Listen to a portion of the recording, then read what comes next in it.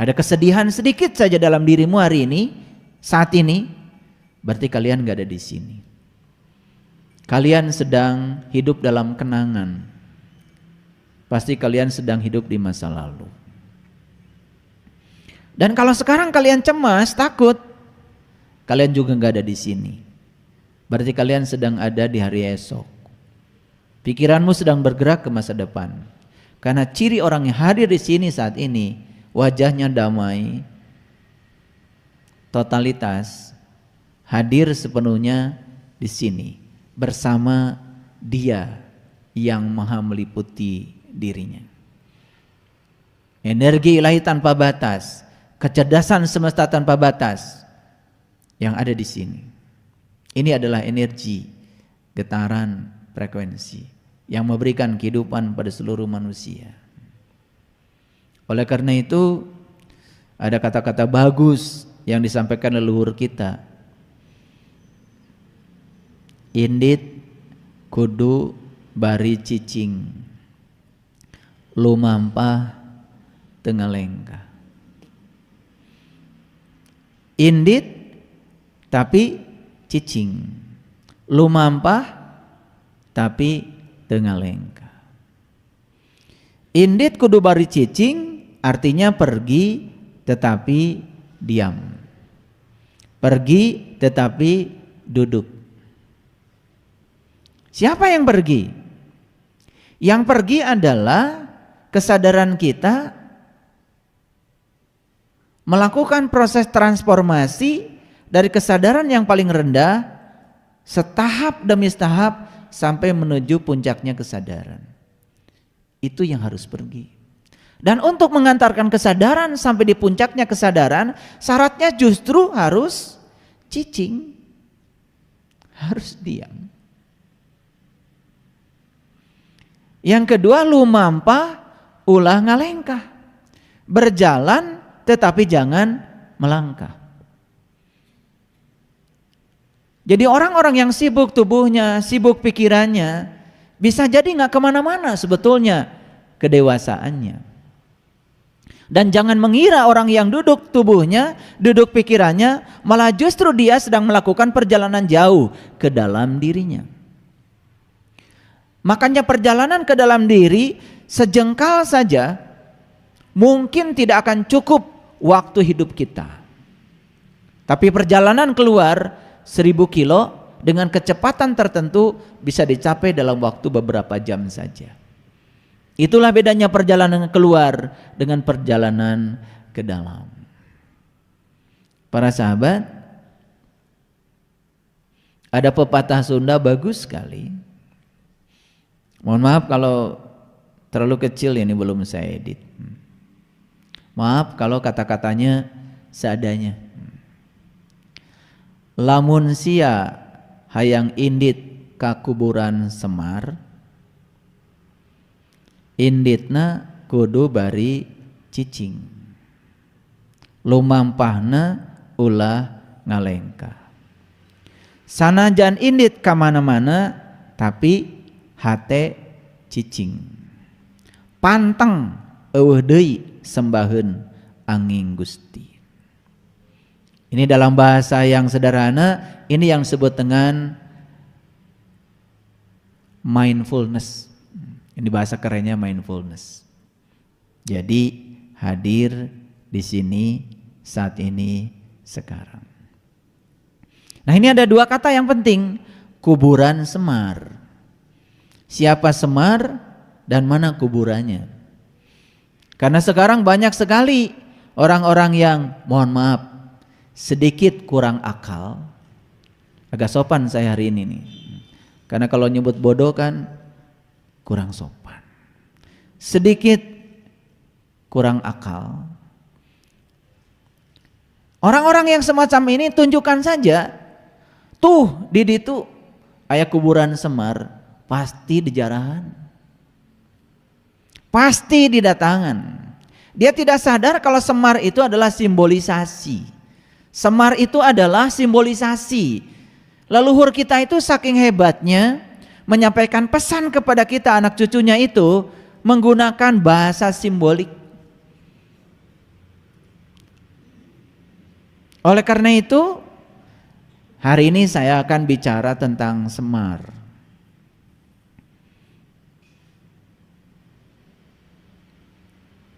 Di mana kuburan Semar? Ya di sini. Siapa Semar? Ya ini.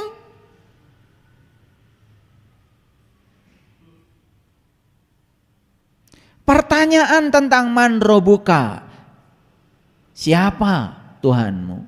Bukan di kuburan tanah. Gak ada kerjaan tuh malaikat. Orang mati ditanya-tanya. Dan selama ini kita percaya sama itu.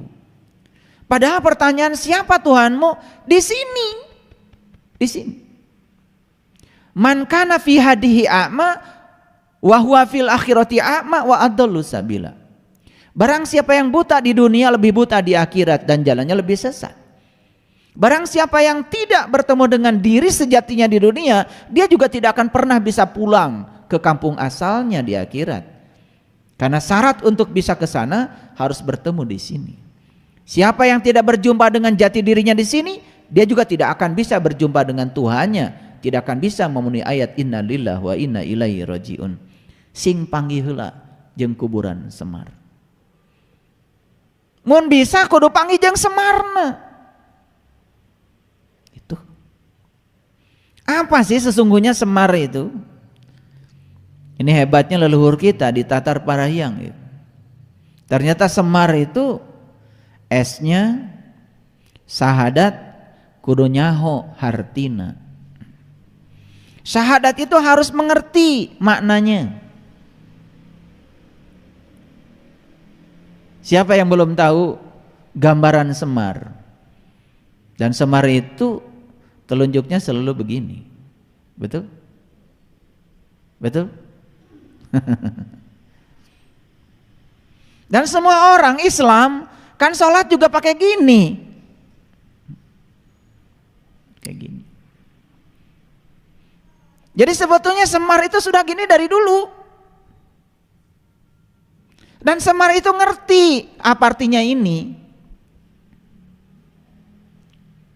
Sebaliknya, orang yang sok suci, sok beragama terkadang merasa diri paling benar ketika ditanya, kenapa kamu sholat begini? Bingung. Dan kenapa mengacungkan ini tepat saat membaca syahadat?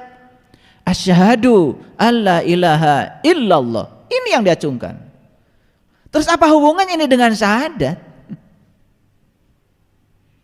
Kalau terus dicuk-cuk galurnya, ditanya lebih dalam, bingung. Karena saya sudah melakukannya. Banyak sekali orang yang datang menemui saya, bahkan mengatakan dirinya tokoh, muridnya banyak di mana-mana. Saya nggak tanya yang susah-susah. Kalau Anda sholat begini nggak? Iya begini. Buat apa? Semua jawabannya dati dituna kayak gitu. Boro-boro mendekati pendekatan saintifik secara ilmiah. Gak bisa menjelaskan. Dan kenapa diacungkan tepat pada saat baca syahadat? Naon atuh syahadat teh? Kan syahadat itu urusan dengan proses menyaksikan. Syahadat itu urusan dengan penyaksian. Dan yang boleh untuk bersaksi hanya mereka yang sudah menyaksikan. Yang tidak menyaksikan, kalau dia bersaksi, bohong persaksiannya.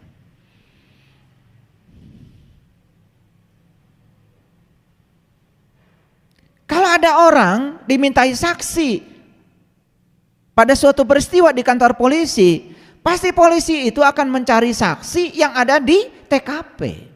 Yang menyaksikan peristiwa. Gak mungkin polisi tiba-tiba mengambil orang yang di luar TKP yang tidak menyaksikan. Karena mereka yang tidak menyaksikan tidak mungkin bisa bersaksi. Menyaksikan dan bersaksi alatnya beda. Menyaksikan itu pakai alat untuk menyaksikan, namanya mata. Mata ada dua, satu mata lahir, satu lagi mata kolbu. Bersaksi sama. Hasil penyaksikan mata lahir dipersaksikan oleh mulut. Hasil penyaksikan mata batin, mata kolbu, sama meluncurnya lewat mulut. Jadi mulut itu alat untuk bersaksi, bukan alat untuk menyaksikan. Menyaksikan tidak mungkin pakai mulut dong, harus pakai mata. Tapi mata yang ini hanya sebangsa kornea mata, hanya daging, hanya menyaksikan yang bersifat materi, karena ini materi.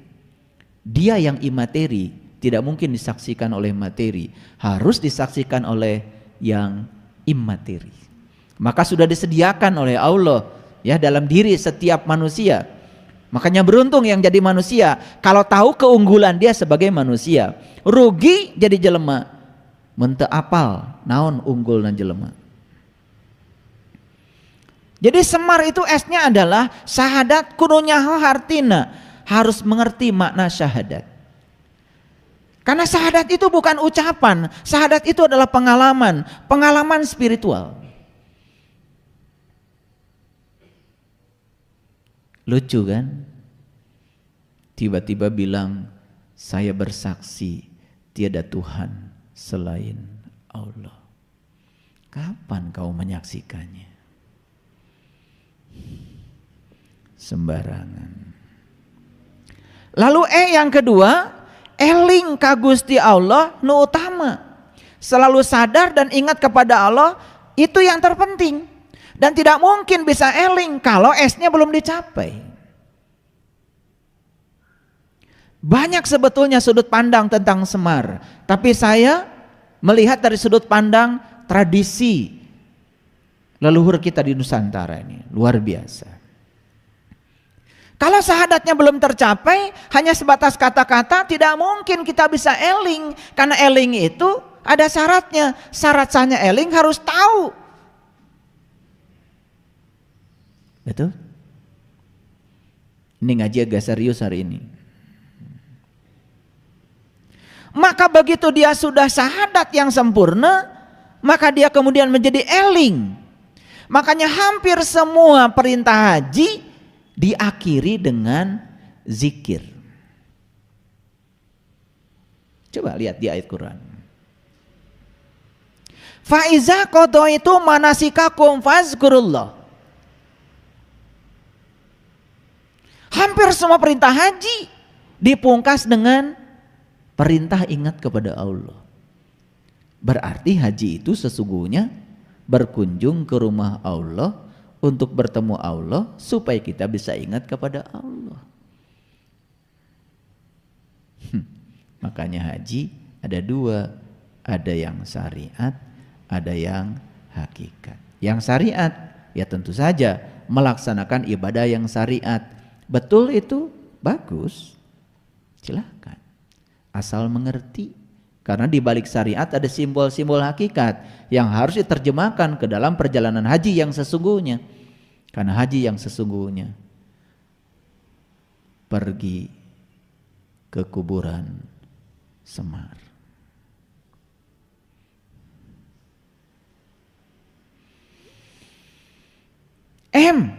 Apa? Manunggaling kaula Gusti.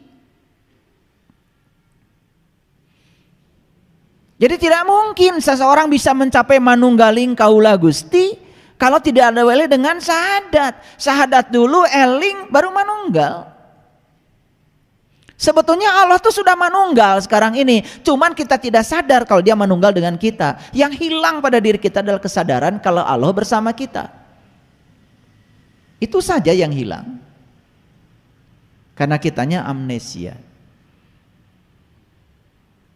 Lalu apal kadiri anu pasti.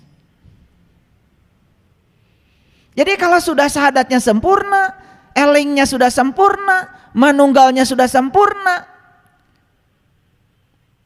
berikutnya pasti apal kadiri nu pasti.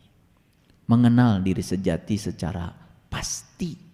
Bukan katanya, bukan cek jeung cenah, tapi pasti. Begitu seseorang sudah mencapai sema ini baru sema, maka puncak dari sema adalah R. R itu adalah rasa kudu peka kasasama.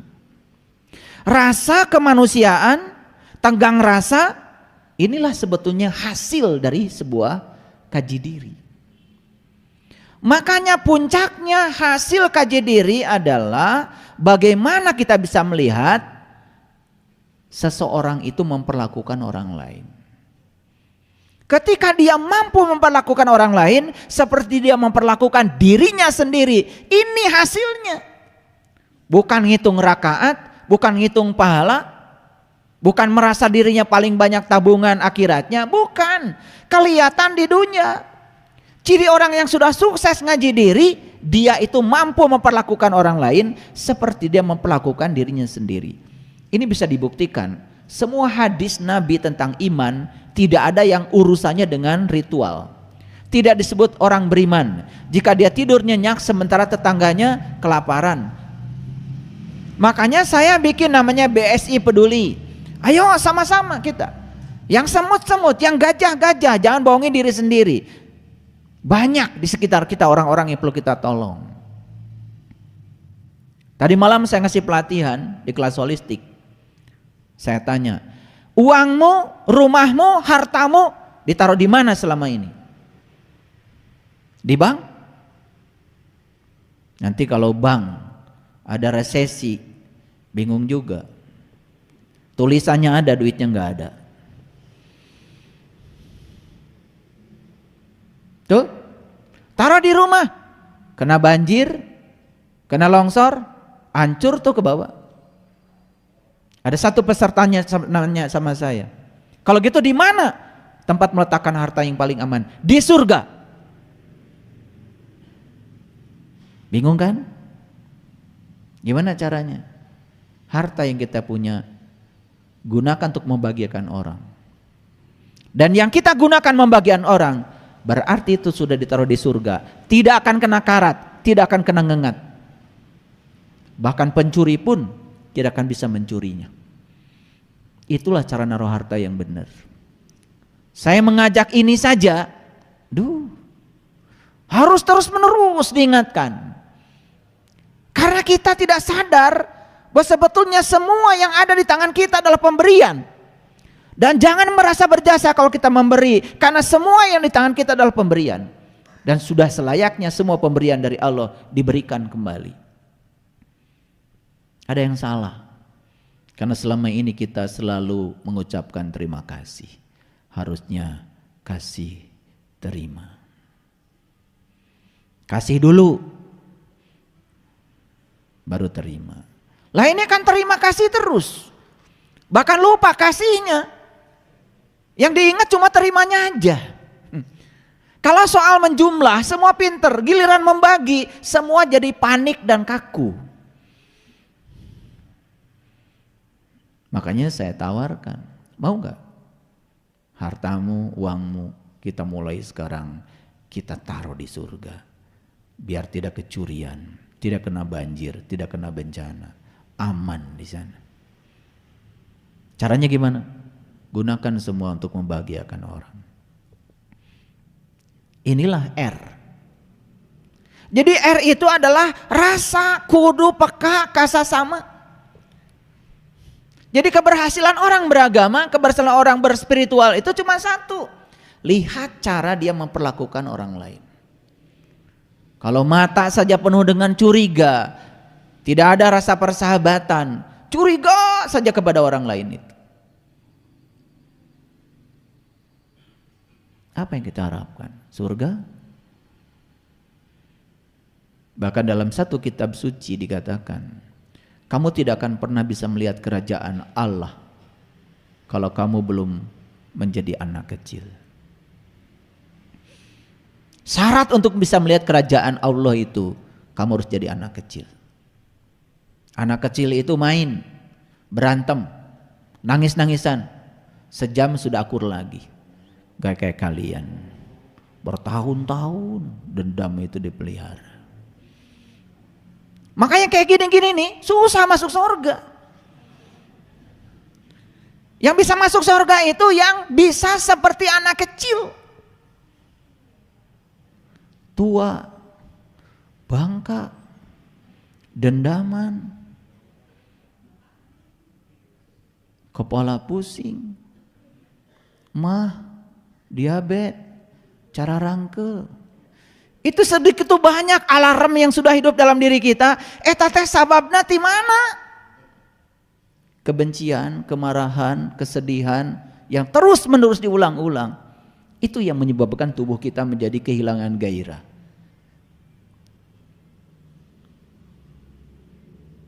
Habis duduk berdiri nyengir.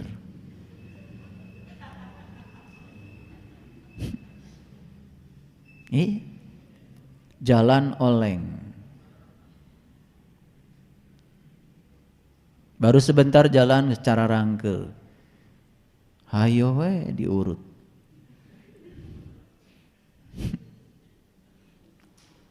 Padahal sumber awalnya apa? Sumber masalahnya adalah pikiran, sumber masalahnya adalah jiwa, sumber masalahnya adalah mental. Itu. Ngerti sekarang Semar? Syahadat harus sempurna. Syahadat sempurna, elingnya sempurna. Eling itu bahasa agamanya kan zikir. Disuruh zikir malah nyebut, gak nyambung. Kalau udah nyebut ribuan, rasanya sudah zikir. Zikir mah wah sorana, jempling we. Kalian ingat orang tua sekarang? Itu kan gak ada suaranya, jempling we. Teta zikir mah. Dan zikir tuh gak usah pakai speaker.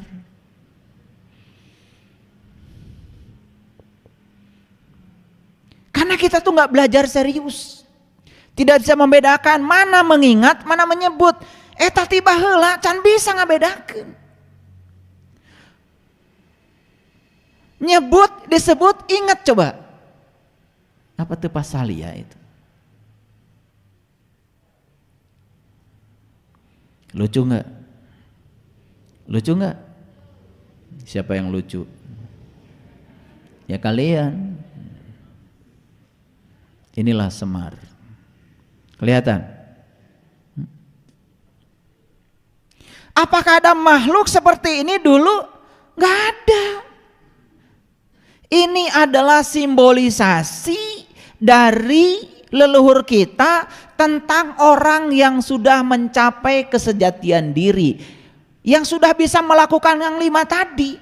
S-nya sudah, E-nya sudah, M-nya sudah, A-nya sudah, R-nya juga sudah. Maka diwujudkan seperti ini. Wajahnya putih. Saya cari gambar ini setengah mati. Karena gambar yang ada beredar itu sudah dirubah oleh orang-orang yang gak ngerti maknanya.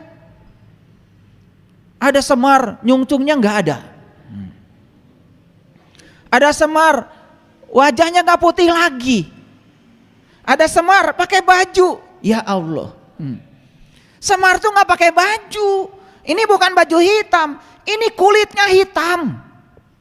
Legam, terbakar matahari. Karena Semar mah gak manja. Dikit-dikit ke dokter. Jerawat satu aja ke dokter. Itu. Nah ini simbolisasi dari apa? Wajahnya putih, telunjuknya begini. Lihat telunjuknya Semar. Maaf ya, kayaknya Semar itu dari dulu syahadatnya udah luar biasa. Sholatnya juga sudah luar biasa. Ininya sudah, isyarat ininya juga sudah diberikan. Kayaknya beruntung kalian yang sudah tahu mengerti ini. Pelihara itu. Hanya kalian manusia yang diberikan itu. Di luar itu gak ada yang diberi. Makanya manusia yang sudah diberi tahu jalan meniti ke dalam diri, tapi tidak ngelakoni dengan sesungguhnya, maka kata Quran, aku kutuk dia jadi kera yang amat hina. Itu bahasa Quran. Nah terus apa sesungguhnya pesan yang ingin saya sampaikan? Nanti terakhir saya bahas dulu ini.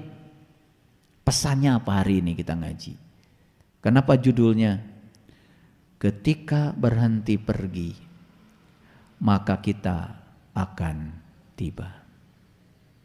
Coba lihat tuh orang yang bepergian tergesa-gesa. Pengen pergi ke satu tempat naik sepeda motor, ngebut-ngebutan, salib kiri, salib kanan, salib ngajoprak tadi jalan. Dan nepi kemana-mana. Itulah kita selama ini. Selalu mengikuti pikiran kita, selalu mengikuti diri palsu kita, selalu ingin cepat. Belajar dengan saya ingin cepat bisa. Belajar dengan saya ingin cepat sampai. Sampai ke mana? Belajarlah, lihat dari pohon. Tidak tergesa-gesa, tetapi sampai. Betul? Lihat tuh pohon bambu. Tumbuh pelan-pelan. Saking pelannya dia tumbuh sampai kita tidak bisa melihat kalau dia sedang tumbuh. Tahu-tahu setahun, 2 tahun dituar tuh. Dipotong. Dia ngasih manfaat jadi saung. Dia ngasih manfaat jadi calung. Dia ngasih manfaat banyak dalam kehidupan. Bambu dari mulai akarnya sampai pucuknya nggak ada yang tidak terpakai. Semuanya terpakai. Dan semua dipersembahkan buat semesta, tidak buat dirinya sendiri. Yang lucu kan manusia. Tidak ada pengabdiannya, tidak ada kebaikannya, tetapi selalu memimpikan tempat istimewa setelah kematian. Itulah manusia. Kepala percaya deh.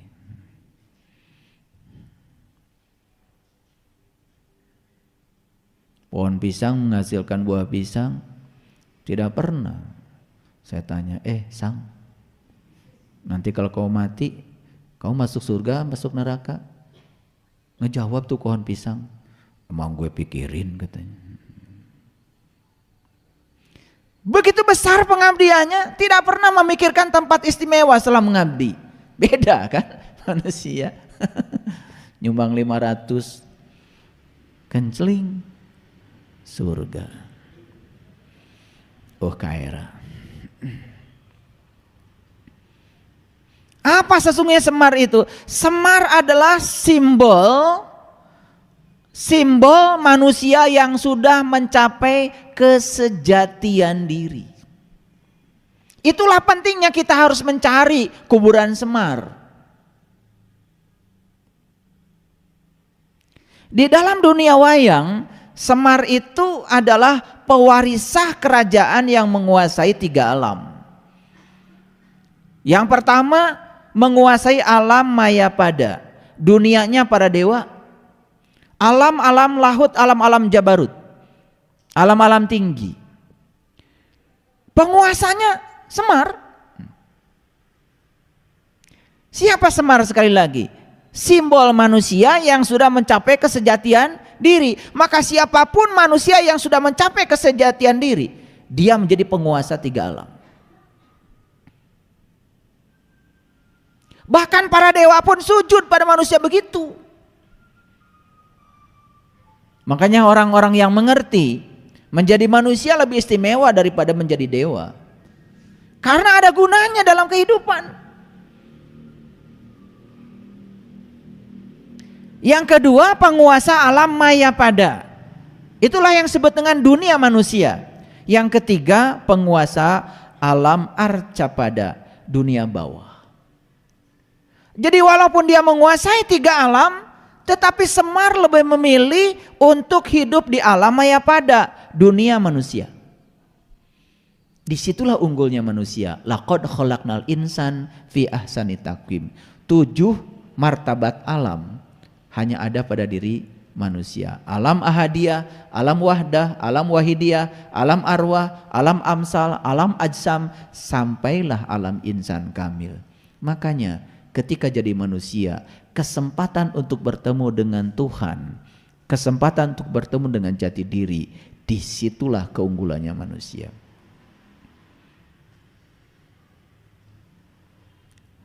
Semar memilih tinggal di dunia manusia.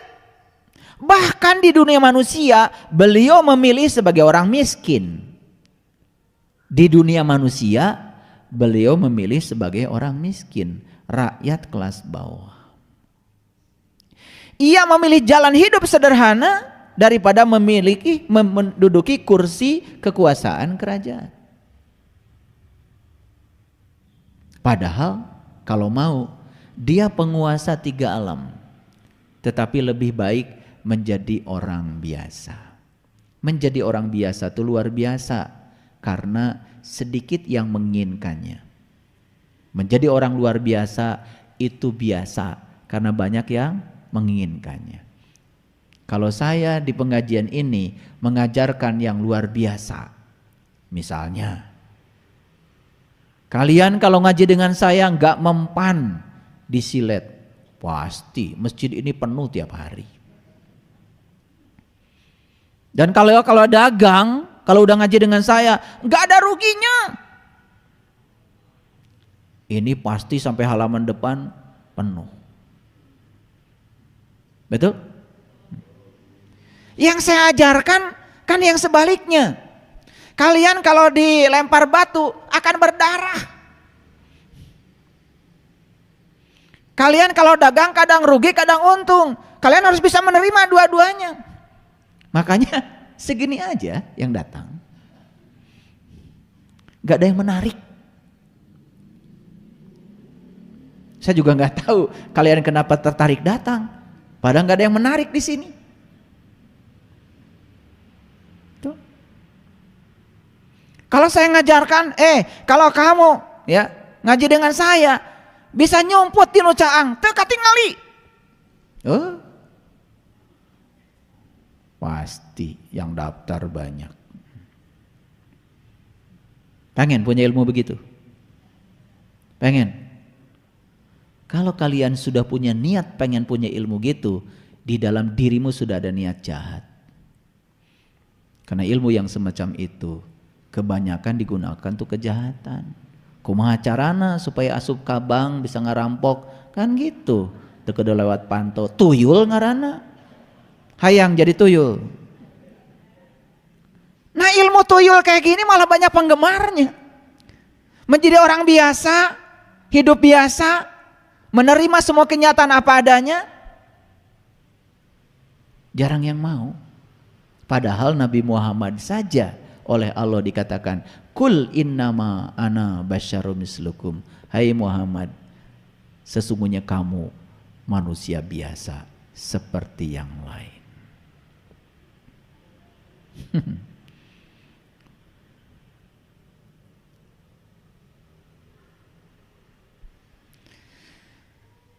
Tokoh yang bernama Semar ini adalah salah satu tokoh dalam dunia pewayangan, baik itu wayang golek maupun wayang kulit, sama ada Semar. Ini tokoh. Saya dari kecil itu penggemar wayang. Pokoknya kalau di kampung ada wayang golek, udah pasti dari siang itu sudah nyiapkan tikar, sarung, ya. Bekal, ya, karena itu kan semalam suntuk itu, ya. Yang ditunggu-tunggu itu sebetulnya bukan cerita wayangnya, nggak tertarik saya. Yang ditunggu itu kalau Semar sudah datang dengan cepot itu. Karena di situ ada Janaka. Tahu Janaka? Apa Janaka? Apa? Ya bilang, kalau tahu bilang tahu, kalau enggak bilang enggak tahu. Janaka, jenaka, tahu enggak? Apa? Gurauan, guyonan, lucu. Kalian tuh enggak ada lucunya. Kalau ngejawab itu enggak ada lucunya, sembarangan. Janaka itu dari Janaka. Jannah itu surga. Ka itu kamu. Jannah ka surgamu. Janaka, jenaka. Makanya syarat masuk surga harus jadi anak kecil. Anak kecil mah gak serius kayak kalian. Makanya yang serius model kayak gini, loba penyakit. Makanya penyakit itu, keseriusan itu adalah penyakit. Terlalu serius. Orang pinjam uang, janji 3 hari, serius amat. 3 hari harus dikembalikan. Gas pugu susah, teu bisa mulangkeun. Dipencet, kudu bisa. Mun teu bisa dicarekan, disebut jalir janji. Terlalu serius. Kenapa sih mikirin duit segitu? Coba pikirkan yang akan dikasih Allah lebih dari itu. Arahkan pikiran ke Allah yang Maha Kaya. Doakan supaya dia banyak rezekinya. Tong dipencet. Karena terlalu serius. Sampai putus hubungan. Ini kurang jenaka. Makanya orang yang tidak jenaka. Apa jenaka tadi? Surgamu. Apa? Di mana surga? Di sini. Saat ini sekarang. Dan kalau kita terusir dari surga, kemana? Taeta. Makanya yang kurang jenaka, yang hidupnya terlalu serius, lihat itu. Wajahnya kayak habis terbakar, gosong. Itu yang namanya neraka itu. Neraka itu keseriusan. Terlalu serius. Muncak orang kitu kudu kitu. Muntek itu ulah. Ngaririweuh sorangan. Tah eta disebut nyiksa diri teh. Makanya setelah ngaji dengan saya ajak joget, nyanyi, seri. Baru kalian itu kelihatan jadi manusia.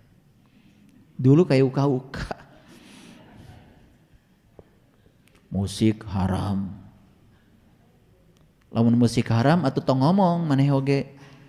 Ari eta sora lain musik. Apaan musik itu bunyi-bunyian. Setiap yang berbunyi itu getaran. Getaran yang merambat itu disebut gelombang bunyi. Gelombang bunyi terdiri rapatan renggangan disebutnya gelombang longitudinal. Gitu bahasa sekolah nama. Ari sora teh mana? Apaan sora? Tapi pita suara bergetar. Ada udara. Musik bukan suara. Musik bukan suara. Musik. Kalau musik haram, geus maneh ge tong ngomong. Haram tah maneh ngomong.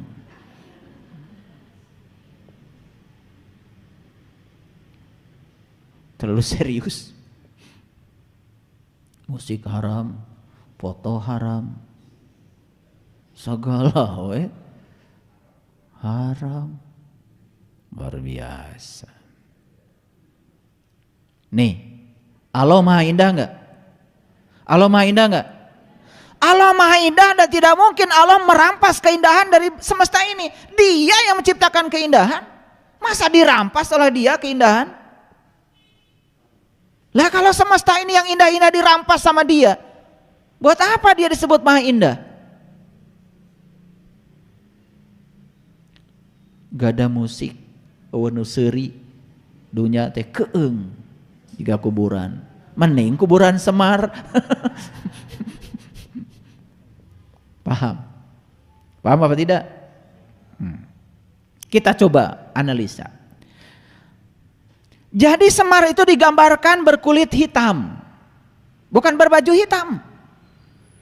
Berkulit hitam. Wajahnya putih. Memiliki rambut, ada kuncungnya. Leluhur kita itu menciptakan sosok Semar pertama kali. Kunjungnya itu 99. Nu teu ngalarti ayeuna kuncungna hiji. 88. Karena 99 itu diambil dari Asmaul Husna. Allah Ar-Rahman Ar-Rahim Al-Malik Al-Qudus As-Salam Al-Mu'min Al-Muhaimin Al-Ajid Al-Jabar terus sampai As-Sobur. Di mana di tendeuna eta kuncung? Di gunung. Di puncak kesadaran yang tertinggi. Maka siapapun orang yang sudah mencapai puncak kesadaran yang tertinggi, tahaluk bi ahlakilah, berakhlak seperti akhlaknya Allah. Asmaul Husna sudah nyata dalam diri, lain diapalkeun. Di sini. 2 saja, nggak usah 99. Apalkan, wujudkan Ar-Rahman Ar-Rahim. Awali kehidupan kita dengan Ar-Rahman dan Ar-Rahim. Isi hidup kita dengan Ar-Rahman Ar-Rahim. Sudah, beres semua kehidupan. Welas asih mah beres. Karena welas asih itu cahaya. Setiap cahaya datang, kegelapan sirna. Karena satu-satunya untuk menghilangkan kegelapan, bukan menendang kegelapan, tetapi menghadirkan cahaya. Apa yang kita lakukan selama ini? Begitu kalian melihat kegelapan, kalian tendang kegelapan dengan cara kegelapan. Tambah poek.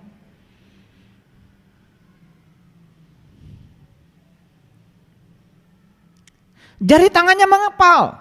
Nah, mengepal gini, mengepal. Nih, lihat saya. Kalau kita ngepal gini, mana yang paling banyak nunjuk ke kita? Kan ini. Yang nunjuk ke kita mah tilu, nu ke batur mah hiji. Semar ngajarkannya begitu. Artinya ke sini, jangan keluar.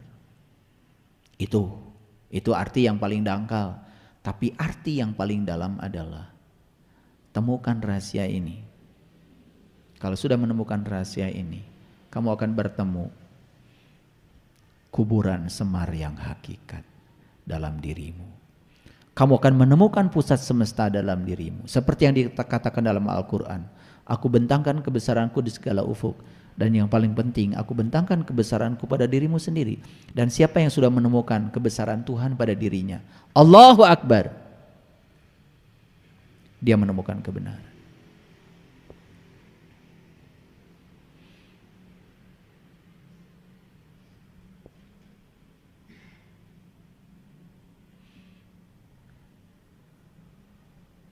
Jadi tokoh Semar itu merupakan gambaran manusia sejati yang telah mengenal jati dirinya dan telah mengenal Tuhannya. Siapa yang kenal dirinya, dia kenal Tuhannya. Oleh karena itu, wujud, gerak, dan sifat. Wujud, gerak, dan sifat. Awas ya, wujud, gerak, dan sifat. Itulah yang ada di dalam dirinya Semar. Ada wujud, ada gerak, ada sifat.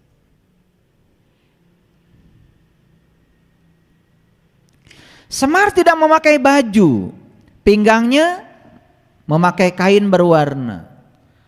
Warna yang dipakai hitam putih, corak kotak-kotak.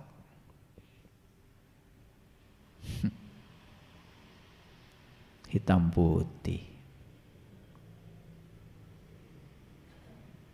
Tahu bedanya hitam dan putih? Tahu apa tidak? Kalau tahu bilang tahu, kalau enggak bilang enggak. Bedanya apa? Hitam apa? Hidung. Putih mah bodas.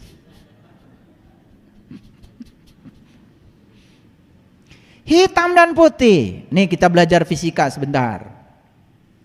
Putih itu disebut cahaya polikromatik. Sinar matahari warnanya putih. Kalau sinar matahari melewati kabut, uap air, kan biasanya muncullah yang namanya pelangi. Indah nggak pelangi? Indah. Apa pelangi itu? Pelangi itu sebetulnya sinar putih, sinar matahari memasuki uap air. Biasanya itu terjadi pada saat hujan poyan. Hujan tapi panas. Disitulah terjadinya pelangi. Jadi sinar matahari itu memasuki uap air, maka karena ada kerapatan udara yang berbeda, di situ terjadi yang namanya pembelokan cahaya, disebut peristiwa dispersi cahaya. Akibatnya apa? Cahaya polikromatik itu terurai menjadi 7 warna, 7 lagi. Merah, jingga, kuning, hijau, biru, nila, ungu. 7. 7 deui wae. Karena memang angka 7 ini menjadi simbolisasi alam, ya. Angka 7 ini adalah simbolisasi untuk menemukan rahasia alam. Jadi tidak heran kalau orang tawaf 7 putaran, sa'i 7 kali mondar-mandir Safa dan Marwah, tidak heran. Kalau melempar jumroh dengan 7 batu, tidak heran. Yang heran tuh yang gak ngerti-ngerti. Hayo, bolak-balik ke ditu. Heran. Gak pernah nanya kenapa 7. Saya pernah nanya seseorang, sehabis sa'i. Saya tanya, Bapak sudah berapa kali datang ke sini sa'i? 11 kali coba. Saya rindu sekali katanya ke Mekah. Apa yang Bapak rindukan? Es kopior katanya. Saya pikir yang dirindukan itu rasa ketika sa'i. Saya tanya, Pak, tadi waktu sa'i, waktu lewat lampu hijau, Bapak ngapain? Lari. Nah, make lompat. Ari ibu mah jalan we dari orang nege gitu. Cuma gitu aja, laki-laki lari, perempuan jalan. Ditanya apa maknanya? Enggak ngerti. 11 kali. Bagus sih, berarti kan pengalaman makan nasi kebulinya udah dalam. Es kopiornya kan luar biasa. Apalagi es kopior Jabal Uhud, wah itu enak sekali.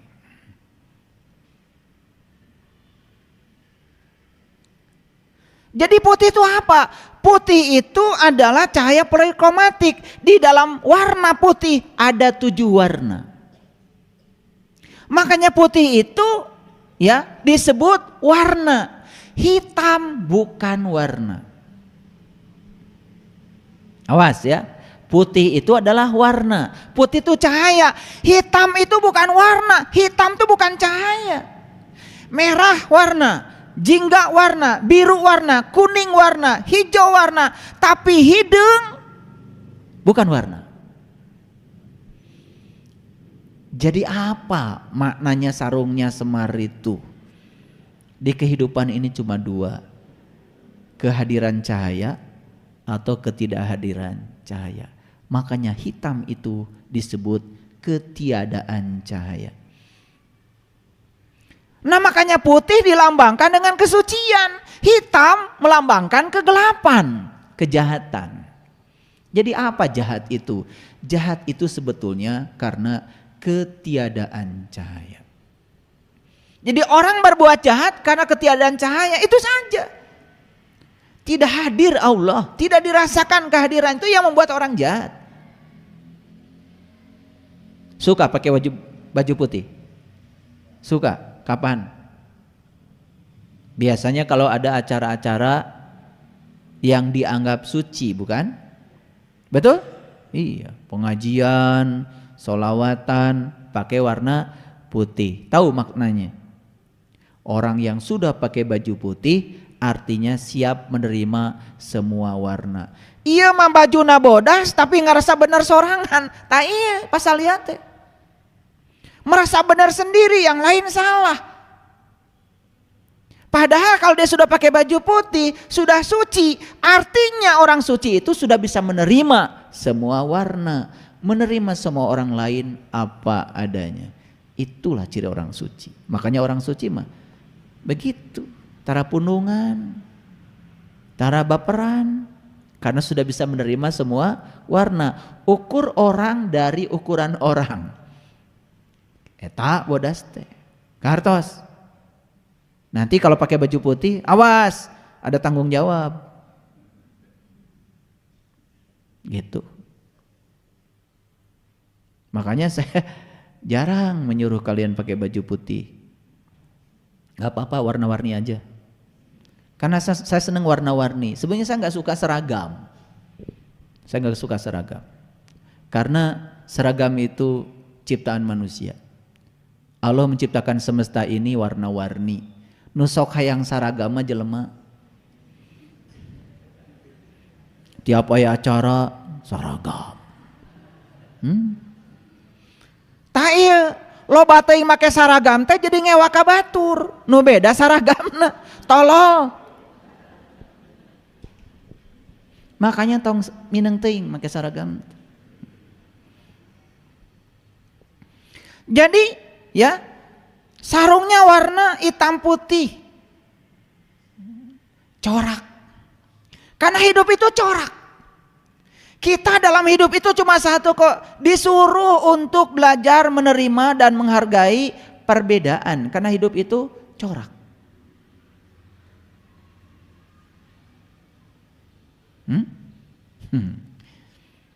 Semar selalu bawa kantong, selendang. Isinya bukan HP kayak kalian.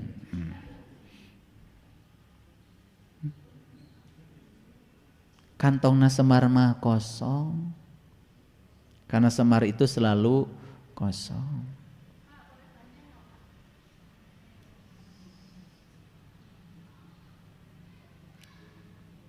Kosong. Makanya kosong aja. Karena kosong mah gampang dia si anak. Mau belajar dengan saya kosong.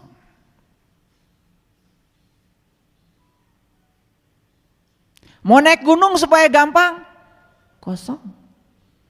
Ya mau naik gunung pakai rangsel. Segala dibekalan, atuh berat.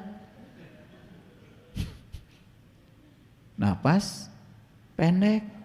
Ari babawaan loba.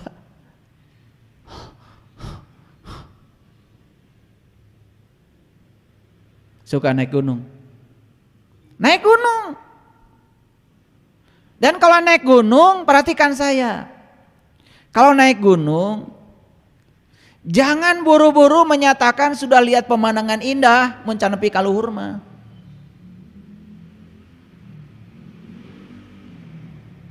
Naik gunung itu bisa lewat jalan yang berbeda. Tapi kalau sampai di puncak yang sama, pemandangan nama sarua. Di situ kita akan bertemu yang namanya toleransi. Di situ akan bisa menerima perbedaan. Mun geus nepi ka puncak. Tah ieu nu nanggung teh. Asa jalan pang benerna can nepi ka puncak geus pengumuman. Oh, kaula geus ningali pemandangan endah pisan. Kakara oge 2 kilometer.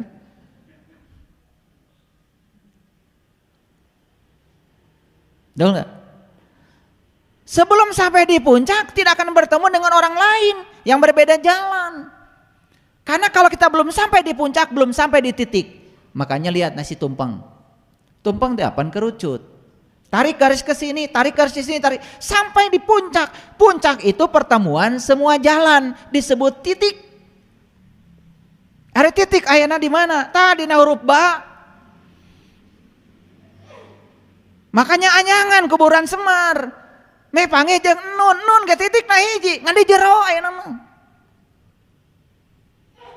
Keun lieur-lieur sekalian.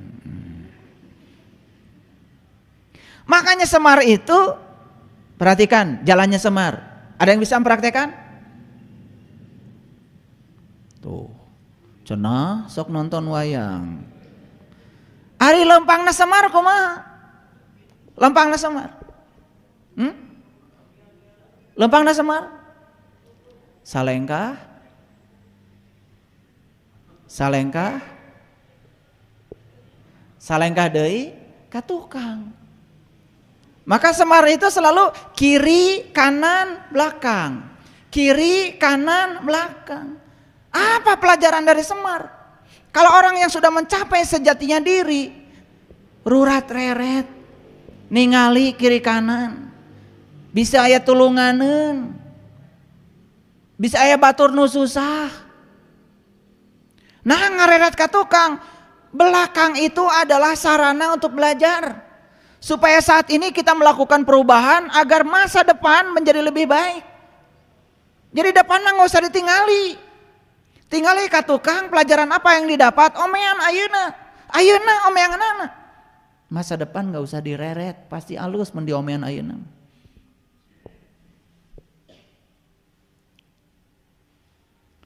Karena kita itu kalau ada pelajaran seperti itu nggak pernah belajar.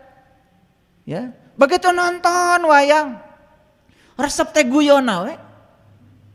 Makanya pengajian yang guyonya banyak, pasti mustaminya banyak. Betul nggak? So, penceramah anu timimiti ceramah seserian terus pasti seueur nu sumping. Betul nggak? Apa bagus itu? Bagus. Ngan menang seri wungkul. Kayak di sini serina aya. Betul? Cerikna aya. Aya corak. Tong seri wae. Komo seserian sorangan